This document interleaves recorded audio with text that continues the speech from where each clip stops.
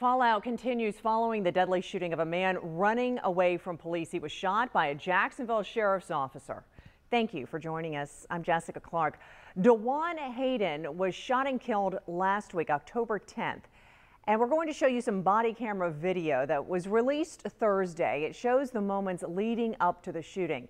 The officer chasing Hayden after JSO says he was seen flashing guns with two other men. Hayden was shot at 4 times. One of the bullets hit him, and he later died at the hospital. Today, calls for justice in front of the Jacksonville Sheriff's Office in downtown Jacksonville. Friends, family, community members all getting together, holding this rally. And our Zach Wilcox was at the rally. He joins us live from the Sheriff's Office right now. So, Zach, it was a pretty large group protesting at the Sheriff's Office today, right?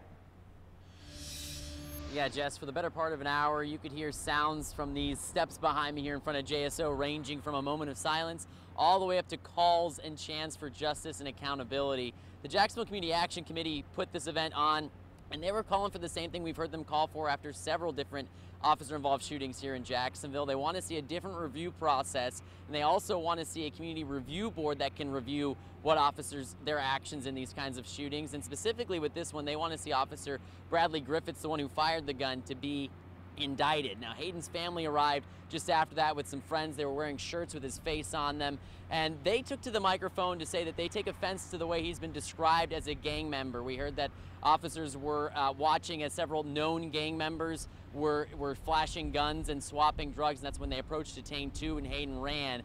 And we heard from a chief that Hayden was a part of a now defunct gang several years ago that they were investigating. But Hayden's brother actually took to the microphone saying that's really profiling him as something that he's not in order to justify the actions of police. We wasn't out there shooting at people.